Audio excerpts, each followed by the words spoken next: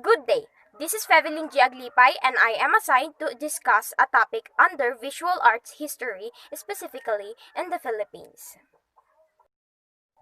Philippine visual arts encompass a range of forms developed by Filipinos in the ethnic tribes, which I'm gonna be discussing today. Under ethnic tradition is pottery, weaving, carving, and metal craft, which are made for ritual purposes or for everyday use. First one is pottery. Pottery is considered as one of the most ancient art in the Philippines, example of which is the manunggol jar. Based on its physical features, we can depict two things that may help us visualize or get into how pottery designs started. First one is that we can depict that they base the designs on early Filipinos' belief in the afterlife. Second is that early Philippine pottery designs are often geometric and include stylized nature motifs. And as time passes by, pottery is already associated with objects for daily use, such as palayok for cooking and banga and tapayan for storing liquids.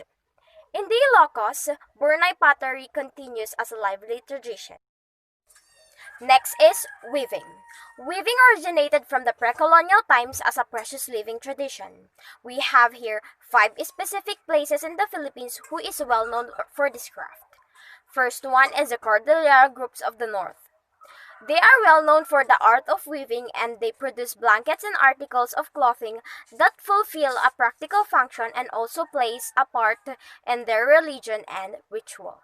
Second one is in the adjacent Ilocos provinces, wherein Abel is what they take pride into. Third one is in Mindanao. The Tiboli of Cotabato weave abaca cloth called tinalak in a difficult tie-dye process. The cloth has 3 motifs, which signifies their deep-seated sense of harmony between humans and nature. First one is the Gamaya bird, whose rhythms create the feeling of flapping wings. Second one is the frog, which signifies fertility. The third one is the dancing man, which calls for the rain.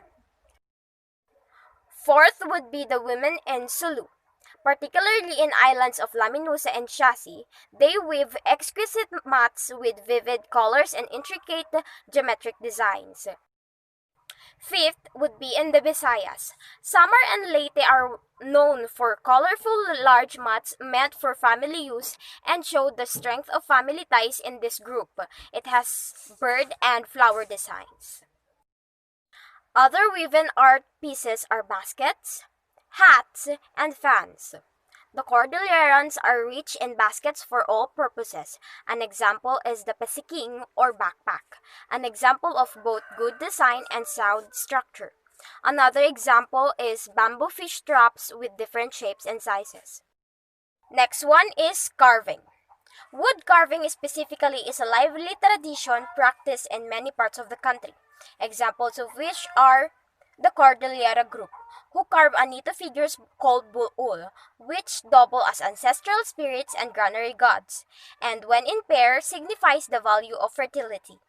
Aside from bulul, human and animal motifs as well as household objects like bowls, forks, and spoons are carved.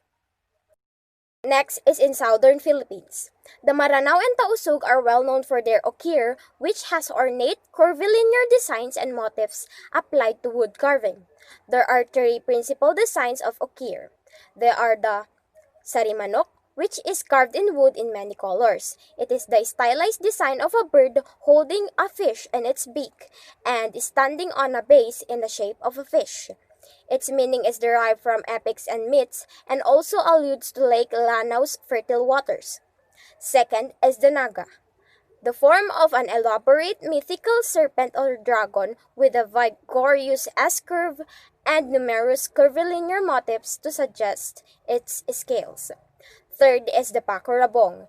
It is a stylized growing fern with a broad base gracefully tapering upwards.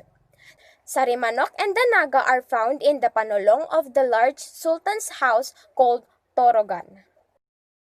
Next is the Tagbanwa of Palawan. They carve figures of birds and animals, which is linked in their religion and ritual. Birds are said to be messengers that links to many levels of heaven. Animals like pig and boars are the sacrificial offerings in rituals based on Tagbanwa mythology. These are blackened and incised with grammatical designs. Next one is jewelry. Jewelry is another ancient art began as amulets and charms to ward off spirits and to give supernatural powers to the wearer. Then it was assumed to have a purely ornamental character. In the Cordillera groups, they have an ancient amulet called the Lingling O, which signifies fertility. The Tiboli wear some of the most splendid body ornaments of brass chains and bells, strings and nets of multicolored beads, fine chains of horsehair forming neckpieces, earrings and rings, bracelets, and anklets.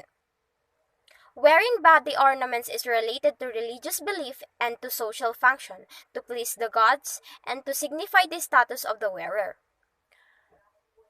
Jewelry is also worn along with elaborate tattoos that has motifs expressive of the animist worldview. This day, anting-anting and talisman medals with their mystical symbols and figures are worn as amulets rather than as body ornament. Next is metalwork. Metalwork is related to jewelry that is in use of brass, bronze, gold, and silver, done in the traditional cire perdue or lost wax process. The use of clay molds and liquefied metal also include the use of the malay forge with a blower. Tibuli make lively brass figurines which tells their occupation, activities, work, and play. In Maranao, they make brass vessels in varying shapes and elaborate curvilinear designs for ceremonial purposes and status symbols. Examples are large gadur and spouted liquid container or candy, and the variety of butternut boxes. Many traditions dating back to pre-colonial times survive to the present day, despite centuries of colonization. Many have survived because of the resistance of tribal communities to colonial imposition. These traditions, which attest to the inexhaustible creativity of the people, have been a source for the creative expression of contemporary Filipino artists engaged in the research for the Philippine identity and art. That would be all under visual arts history, specifically in Philippine ethnic traditions. Again, this is Fevelin G. Aglipay. Thank you for listening.